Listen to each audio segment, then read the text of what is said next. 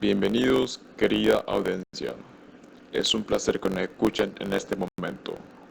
Nosotros somos estudiantes de la clase Historia de Honduras, de la Universidad Católica de Honduras, con la presentación de Roxely Hernández, Ángel Isaac Iságula Gómez y mi persona, Kenneth Jesse López Aldana.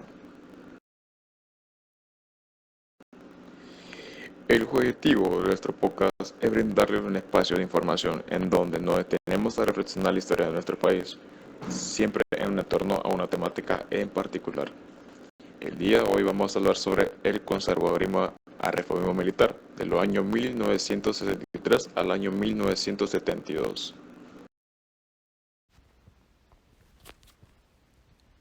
El general Osvaldo López Arellano fue el actor político más influyente por casi 20 años en la historia de Honduras. Desde su ascenso como miembro del triunvirato militar en 1957 hasta su derrocamiento por el mismo ejército en abril de 1975. Como presidente de factor militar, osciló entre el conservadurismo caudillista extremo y represivo entre los años de 1963 al año de 1969 y el reformismo aliado de los sectores modernizantes del empresariado norcosteño y de amplios opositores del movimiento popular. Entre los años de 1963 y 1965 atendió los intereses que bajo el gobierno de Villeda habían sido desplazados en la toma de decisiones como los de la CCIT, los terratenientes y a la cúpula conservadora del Partido Nacional. Entretanto, objeto de legitimarse como presidente constitucional, López convocó a elecciones en el año de 1965 para elegir diputados a una Asamblea Nacional Constituyente que elaborase una nueva constitución y que luego la nombrara presidente.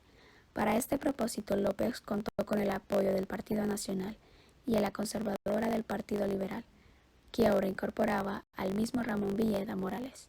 Así, el 12 de junio de 1957, López asumió constitucionalmente la presidencia de Honduras.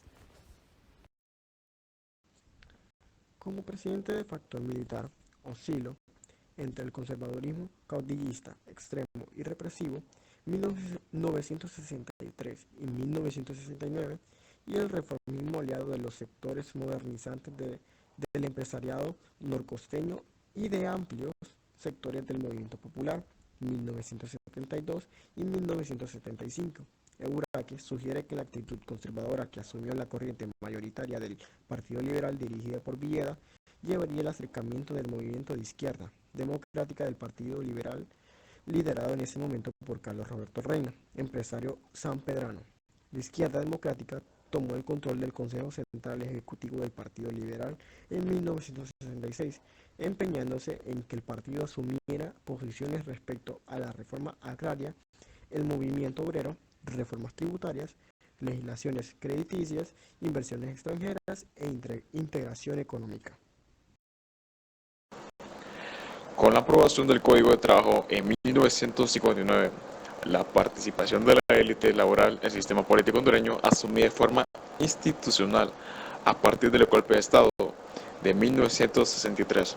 La clase obrera norcosteña fue marginada y reprimida en su demanda por el gobierno de López, un aspecto que uniría en su accionar opositor al sector obrero y a la burguesía sanpedrana fue la aprobación del Protocolo de San José a principios de junio de 1978, como una respuesta gubernamental a la prolongada crisis que afecta a Honduras dentro del mercado común centroamericano. El 19 de noviembre de 1972, la Asociación Nacional de Campesinos de Honduras envió al presidente Cruz un planteamiento de 19 puntos, en la cual se exigía una inmediata definición de la política agraria por el gobierno. Establecía un plazo de 8 días a partir del 30 de noviembre para que el presidente se pronunciara. Si esto no sucedía, estaban dispuestos a tomar notas y las medidas necesarias para que este país no se siga hundiendo. Para demostrar la fuerza que apoyaba su demanda, prepararon una marcha de hambre para el 8 de diciembre. La circunstancia fue aprovechada por las Fuerzas Armadas para realizar un nuevo golpe de Estado el 4 de diciembre. El reformismo, esta vez por medio de un gobierno militar, entraba de nuevo a la agenda gubernamental. Para Uraque, la agroexportación produjo un asalto a la tendencia de la tierra campesina que ocurrió con las campañas bananeras por la poca población inicial de la costa norte y la abundancia de las tierras elijidales. Sin embargo, la escasez de tierras rurales producto de la nueva conexión con la económica mundial, que es carne, azúcar y algodón, llevó una polarización similar a la de demás países centroamericanos a finales de la década de 1960. Una pregunta reflexiva para nuestro público. ¿Considera usted que el cambio del gobierno conservador a un militar fue un cambio muy abrupto para el país? Y también, ¿considera que hay argumentos negativos o positivos con el cambio de la directiva en nuestro país? ¿Considera usted que el cambio del gobierno conservador a un militar fue un cambio muy abrupto para el país? En base a lo que hemos escuchado anteriormente, el país se vio afectado y trajo consigo cosas negativas y cosas positivas. El periodo a partir de 1972 se inicia con el fracaso del experimento bipartidista en un clima convulsionado por la lucha organizada de sectores sociales de extracción popular y empresarial moderna, pugnada por ampliar su espacio de participación social y política, con la clara fuerza de intención de convertir a las Fuerzas Armadas en el eje o punto de equilibrio de la vida pública. Se inicia la fase reformista encabezada por López Arellano. Prolifica en cuanto a medidas de adesentamiento administrativo, expansión del aparato de Estado, satisfacción de demandas urgentes de la población y emisión de políticas que apuntan hacia la modernización estatal y el aprovechamiento eficiente de los recursos locales para el desarrollo.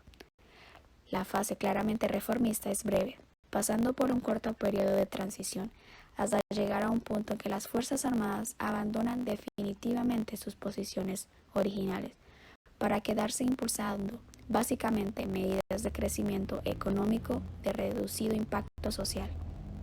Una serie de metas contempladas originalmente en el Plan Nacional de Desarrollo se quedarán a medias, agudizando con ello las tensiones sociales y limitando los alcances del sector público en la promoción y orientación del desarrollo.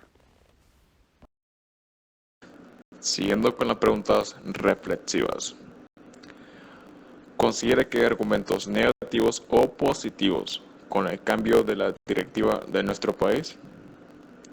La verdad, consideramos que no, porque aún refleja su oferta y demanda de diversas como falta de empleo, la canasta básica y también en educación, con la falta de profesores y todos esos argumentos atacan al gobierno o la directiva de cargo. Sin más motivo en particular, quedamos a la espera de su respuesta y le mandamos un cordial saludo. Muchas gracias por su atención de antemano.